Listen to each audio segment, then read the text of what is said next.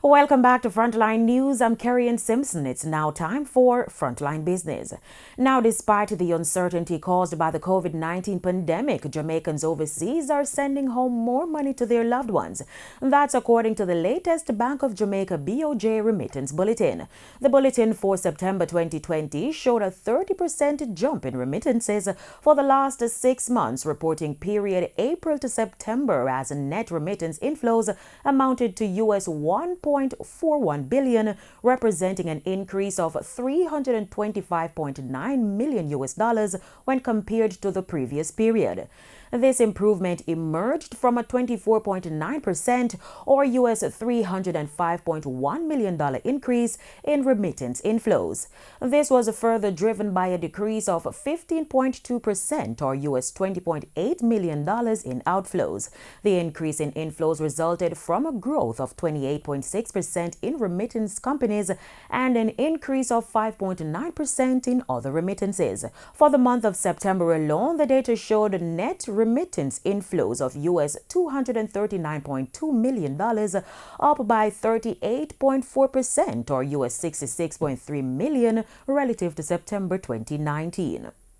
The Jamaica Urban Transit Company, JUTC, is a step closer to having a diversified fleet after a near one-year pilot of running some buses on liquefied natural gas (LNG). According to General Manager Paul Abrahams, the 5 buses in the pilot operating out of the Portmore depot have proven cost-effective in relation to their maintenance, that the pilot is complete, and the data it yielded favorable to the effectiveness of the fuel source. The data to be forwarded include mileage-driven fuel consumption, maintenance costs, and information on auto parts used.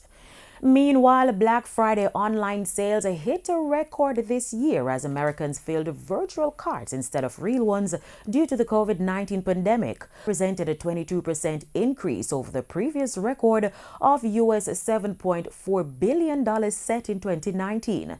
Meanwhile, traffic to physical stores dropped as retailers tried to prevent crowds by cutting their hours and limited deals. U.S. store visits dropped by 52% on Black Friday, according to Centomatic Solutions, a retail tracker. And traffic was slower in Northeast and West than in the Midwest and South. In Monday's trading session, the JSE Combined Index advanced by 1,959 points to close at under 400,000 units. Overall market activity resulted from trading in 91 stocks, of which 38 advanced, 40 declined, and 13 traded firm. The Junior Market Index advanced by 2 points to close at under 3,000 units. Stocks advanced for Access Financial Services, AMG Packaging and Paper, Barita Investments, Cargo Handlers, and Caribbean Flavors and Fragrances. Stocks declined for 1834 Investments, Berger Paints, Blue Power Group, Caribbean Assurance Brokers, and Caribbean Cement.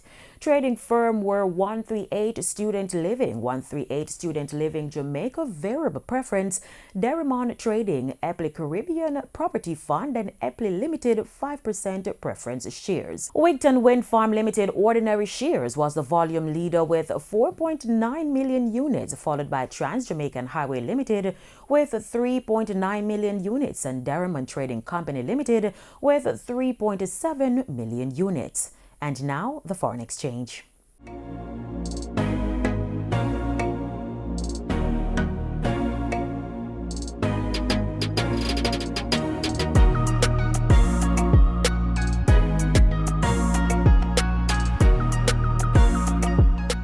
Now on to commodities. Oil prices fell about 1% Monday amid investor jitters ahead of an OPEC Plus meeting to decide whether the producers group will extend large output cuts to balance global markets. Brent crude dropped 58 cents to settle at $47.60 a barrel, while U.S. West Texas Intermediate fell 40 cents to settle at $45.13 a barrel. And that's it for Frontline Business. I'm Kerry Simpson, wishing you pleasant viewing.